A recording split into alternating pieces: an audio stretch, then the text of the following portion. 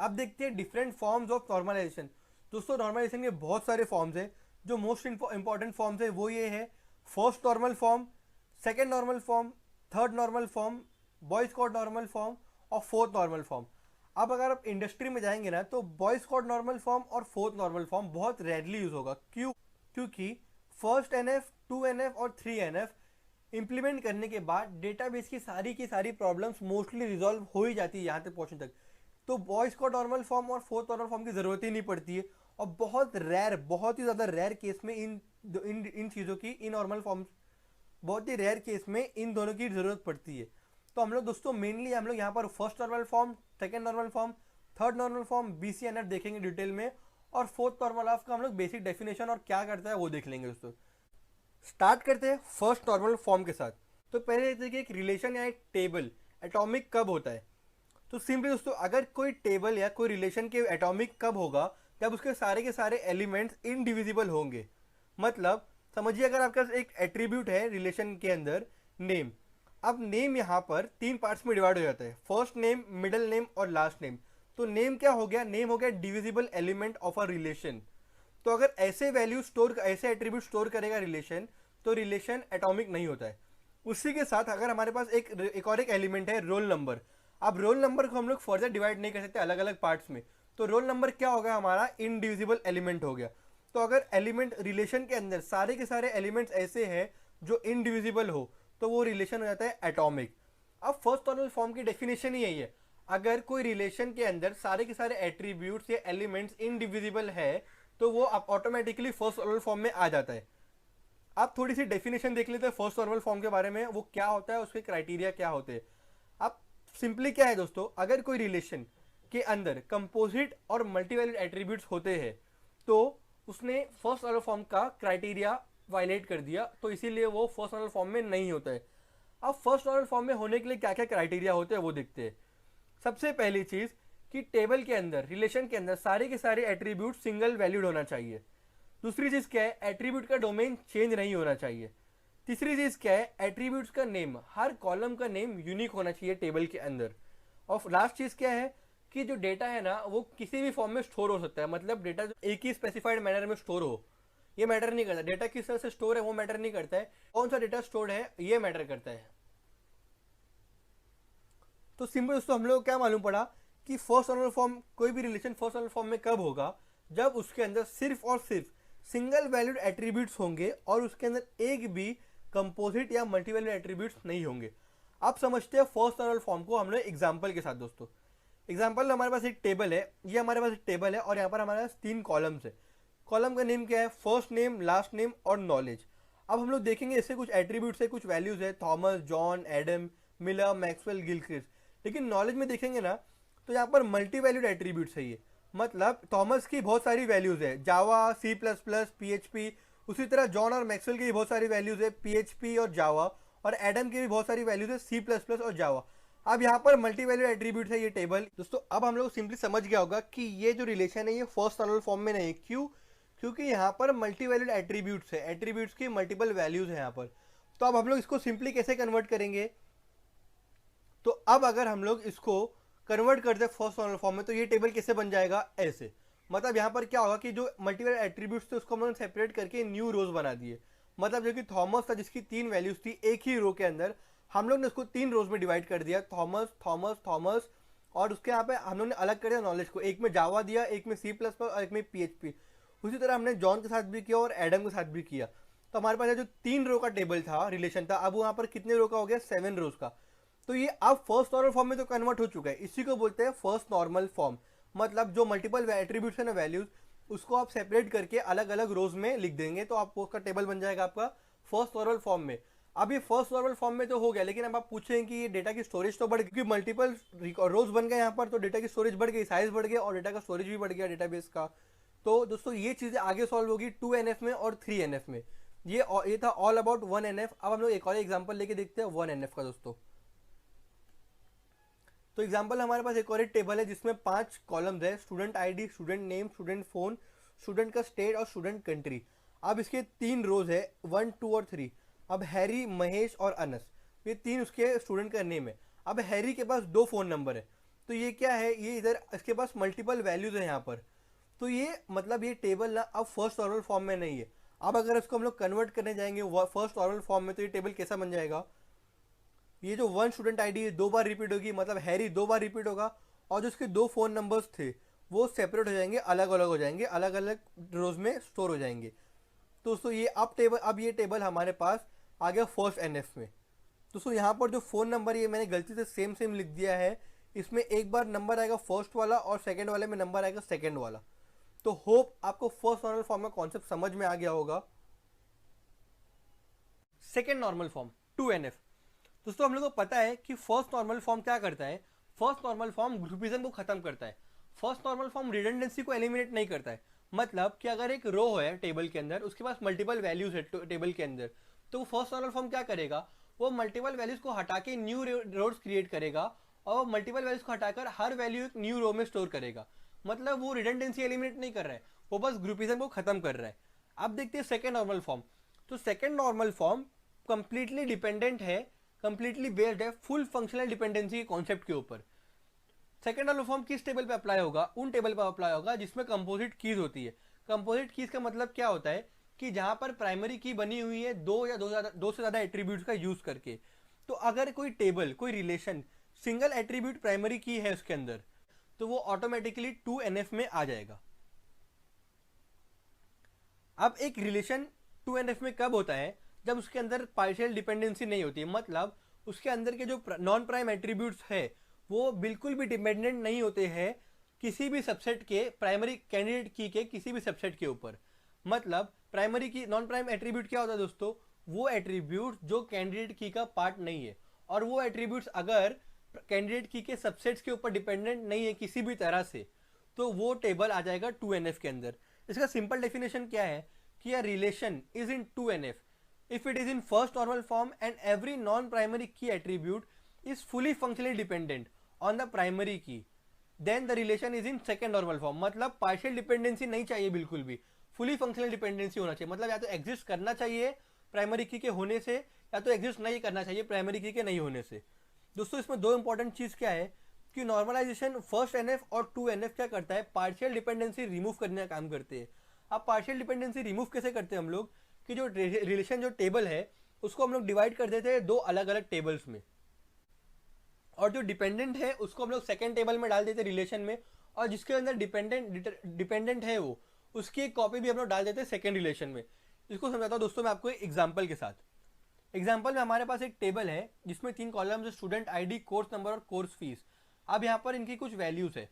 अब हम लोग को पता है कि कोर्स फी अकेले डिसाइड नहीं कर सकता है कि कोर्स नंबर कौन सा है और कोर्स आईडी क्या है।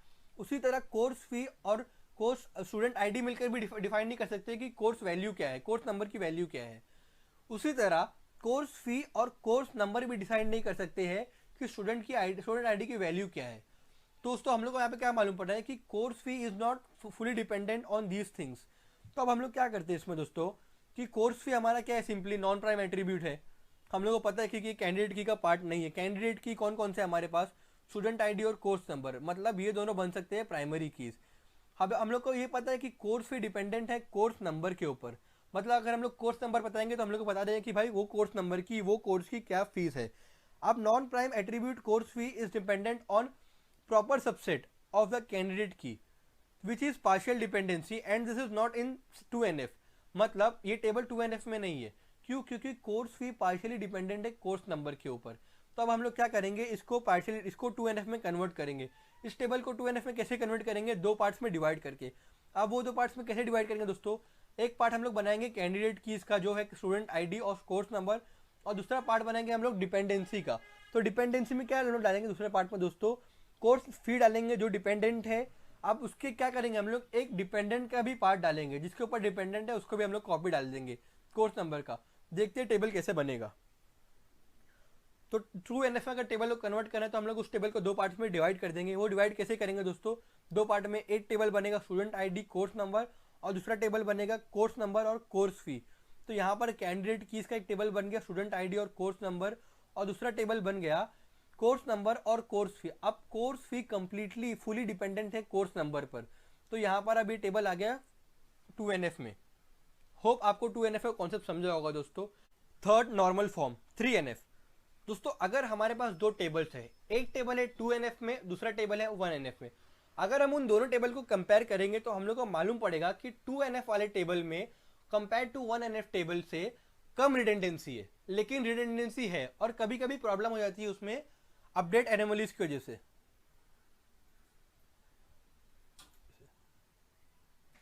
अब ये होता क्यों है? कभी कभी क्या होता है, अगर हम लोग ने डेटाबेस के अंदर एक टपल को अपडेट किया और दूसरे रिकॉर्ड को अपडेट नहीं किया, तो इससे क्या हो सकता है, पॉसिबल है कि डेटाबेस इनकंसिस्टेंट हो जाए, इनकंसिस्टेंट स्टेट में आ जाए। तो इसके लिए अब ये होता क्यों है? ये होता है ट्रांजिटिव डिपेंडेंसी की वजह से। तो इस चीज के लिए हमारे पास क्या करते हैं, हम लोग 3NF का यूज करते हैं, हम लोग डेटाबेस को थर्ड नॉर्मल फॉर्म में डालने की कोशिश करते हैं। अब एक किसी भी रिलेशन को थर्ड नॉर्मल फॉर्म में होने के लिए क्राइटेरिया क्या क्या है कि अगर उसके अंदर एक डिपेंडेंसी है, Y is dependent on X, तो X should be a super key और Y should be a prime attribute, मतलब वाई पार्ट होना चाहिए कैंडिडेट की का। तो सिंपल डेफिनेशन क्या है दोस्तों हमारे पास थर्ड एंड नॉर्मल फॉर्म का, कि a relation should be in 1NF and 2NF and in which and no non-prime key attribute is transitively dependent on the primary key, then it is in third normal form। मतलब ऐसा table जो 2NF में हो, 1NF में हो और जिसमें non prime attributes ट्रांसिटिवली dependent ना हो प्राइमरी की के ऊपर, तो वो टेबल हो जाएगा 3NF में। अब दो इंपॉर्टेंट चीजें दोस्तों इसके अंदर। अब ट्रांसिटिव डिपेंडेंसी होती क्या है, समझिए एक दो फंक्शनल डिपेंडेंसी है, B is dependent on A and C is dependent on B। तो इनडायरेक्टली क्या हो जाएगा दोस्तों, C is dependent on A, इसको हम लोग बोलते हैं ट्रांसिटिव डिपेंडेंसी। अब 3NF और 2NF क्या करते हैं, मेनली काम किस पे करते हैं, ट्रांसिटिव डिपेंडेंसी को रिमूव करने पर। तो हम लोग ट्रांसिटिव डिपेंडेंसी को रिमूव कैसे करते हैं, आप समझिए अगर आपका एक रिलेशनशिप में ट्रांसिटिव डिपेंडेंसी एग्जिस्ट करती है, तो उसमें से आप ट्रांसिटिव डिपेंडेंसी रिमूव कैसे करेंगे। आप क्या करेंगे, जो एट्रीब्यूट ट्रांसिटिवली डिपेंडेंट है किसी दूसरी एट्रीब्यूट के ऊपर, आप उस एट्रीब्यूट को स्टोर कर देंगे एक दूसरे रिलेशन में, और जिस पर वो डिपेंडेंट है उसकी एक कॉपी भी आप स्टोर कर देंगे दूसरे रिलेशन में। इसको हम लोग समझते हैं एग्जांपल के साथ। तो थर्ड नॉर्मल फॉर्म को हम लोग एडिक्वेट भी बोलते हैं। क्यों? क्योंकि हमारे पास यहाँ थर्ड नॉर्मल फॉर्म तक पहुंचते पहुंचते डेटाबेस की मोस्टली सारी problems, update anomalies, delete anomalies, insertion anomalies, ये सारी प्रॉब्लम रिजॉल्व हो जाती है।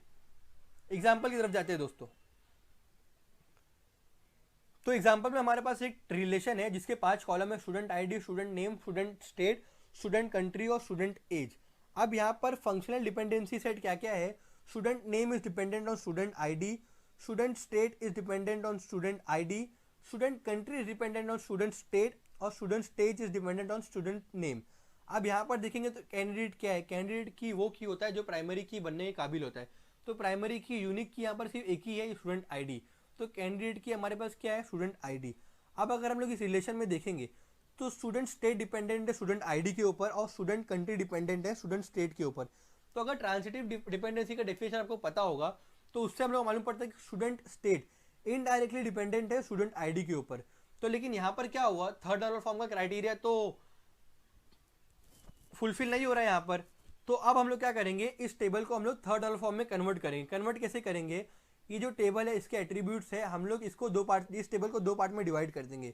एक पार्ट कैसा होगा, एक टेबल बनेगा स्टूडेंट टेबल जिसमें एलिमेंट एट्रीब्यूट्स होंगे, कॉलम्स होंगे, student ID, student name, student state और स्टूडेंट एज, जिसमें ज़रा भी ट्रांसिटिव डिपेंडेंसी नहीं होगी। और दूसरा टेबल बनाएंगे हम लोग स्टूडेंट स्टेट और स्टूडेंट कंट्री को लेकर। तो दोस्तों अब क्या होगा, हमारे पास दो टेबल बन जाएंगे स्टूडेंट और स्टूडेंट स्टेट कंट्री को लेकर। दोस्तों अब हमारे पास दो टेबल बन जाएंगे स्टेट और स्टेट कंट्री को लेकर। तो सिंपली हमने यहाँ पे क्या किया दोस्तों, ट्रांसिटिव डिपेंडेंसी रिमूव कर दिया और टेबल को थर्ड नॉर्मल फॉर्म में कन्वर्ट कर दिया। होप आपको थर्ड नॉर्मल फॉर्म में कॉन्सेप्ट समझा होगा दोस्तों। Boys called normal form. दोस्तों हम लोगों को पता है कि हम लोग फर्स्ट, सेकेंड और थर्ड नॉर्मल फॉर्म में हम लोग क्या करते हैं, पार्शियल डिपेंडेंसी रिमूव करते हैं, ट्रांसिटिव डिपेंडेंसी रिमूव करते हैं, ग्रुपिज्म खत्म करते हैं और रिडंडेंसी कम से कम करने की कोशिश करते हैं, एलिमिनेट करने की कोशिश करते हैं। लेकिन इन सब के बाद भी पॉसिबल है कि डेटाबेस में रिडंडेंसी एग्जिस्ट करे, तो उस चीज को रिमूव करने के लिए हम लोग यूज करते हैं बॉयज कॉल्ड नॉर्मल फॉर्म। अब किसी टेबल को बॉयज कोड नॉर्मल फॉर्म के अंदर आने के लिए दो क्राइटेरिया सेटिस्फाई करना चाहिए। पहला, वो थर्ड नॉर्मल फॉर्म में होना चाहिए। दूसरा, अगर उसके अंदर कोई डिपेंडेंसी है like B is dependent on A, तो ए होना चाहिए सुपर की। इसका मतलब क्या है कि बी अगर एक प्राइम एट्रीब्यूट है तो ए नॉन प्राइम एट्रीब्यूट हो ही नहीं सकता। दोस्तों एग्जांपल देखते हैं BCNF का। समझिए आपके पास एक टेबल है जिसका नाम है R और जिसके अंदर कॉलम्स है ABCD। अब उसके अंदर कोई डिपेंडेंसीज है। अब डिपेंडेंसीज क्या क्या है उसके अंदर, BCD कॉलम डिपेंडेंट है A के ऊपर, AD कॉलम डिपेंडेंट है BC के ऊपर, B कॉलम डिपेंडेंट है D के ऊपर। तो relation is already in 3NF और कीज क्या क्या है आपके पास, A और BC कीज है आपके पास।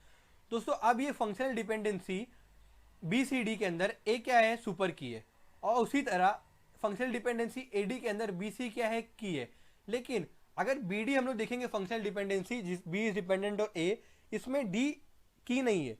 तो अब हम लोग इसको ओवरकम करने के लिए हम लोग क्या करेंगे, BCNF में इसको लाने के लिए हम लोग क्या करेंगे, टेबल को हम लोग दो पार्ट्स में डिवाइड कर देंगे, मतलब दो अलग अलग रिलेशन बना देंगे, उसको दो रिलेशन में डिवाइड कर देंगे।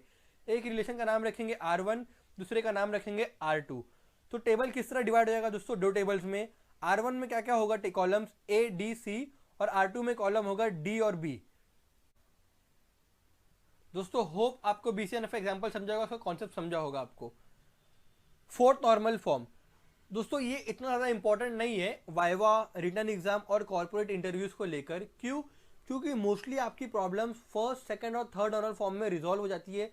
बहुत रेयर केस में होता है कि आप BCNF यूज़ करते हैं, और उससे भी ज़्यादा रेयर केस होता है, मतलब नेक्स्ट टू इम्पॉसिबल केसेस में क्या होता है कि आप फोर्थ नॉर्मल फॉर्म का यूज़ करते हैं डेटाबेस को स्टेबल या इतना अच्छा बनाने के लिए। अब फोर्थ नॉर्मल फॉर्म कब यूज़ करते हैं हम लोग, जब डेटाबेस के अंदर मल्टी वैल्यू डिपेंडेंसी अगर हो जाती है किसी टेबल के अंदर। तो क्या होती है मल्टी वैल्यू डिपेंडेंसी, आप पहले के वीडियो में देख सकते हो दोस्तों। अब किसी भी टेबल को फोर्थ नॉर्मल फॉर्म में होने के लिए दो क्राइटेरिया क्लियर करना चाहिए। पहला, वो table boys code normal form में होना चाहिए। दूसरा, उसके अंदर मल्टी वैल्यू डिपेंडेंसी नहीं होना चाहिए। तो दोस्तों ये था all about fourth normal form. इसका बहुत ज़्यादा एक्सप्लेनेशन है, लेकिन मैंने इसको एक्सप्लेन नहीं किया इसलिए क्योंकि ये बहुत इंपॉर्टेंट नहीं है। ना तो ये प्रैक्टिकल व्यू में इतना इंपॉर्टेंट है, ना ही ये थियोरेटिकल व्यू में इतना इंपॉर्टेंट है दोस्तों। इसके लिए इतना इन्फॉर्मेशन बहुत काफ़ी है वाइवा के लिए और इंटरव्यूज़ के लिए। होप आपको समझा होगा दोस्तों नॉर्मलाइजेशन का concept, first normal form, second normal form, third normal form, fourth normal form. आप BCNF आपको सब कुछ समझ गया होगा दोस्तों, क्या होता है, उसका यूज़ क्या है, उसको क्यों यूज़ करते हैं और कब यूज़ करते हैं। दोस्तों this was all about the video. तब तक के लिए thank you so much for watching this video. Do like, share and subscribe to my YouTube channel. याद से सब्सक्राइब करना दोस्तों यूट्यूब चैनल को दोस्तों, क्योंकि और ये बहुत सारे वीडियोस आने वाले डेटाबेस के ऊपर, SQL क्वेरीज के ऊपर, प्रोग्रामिंग कॉन्सेप्ट्स के ऊपर और कंप्यूटर साइंस रिलेटेड टेक्नोलॉजी के ऊपर। Thank you so much.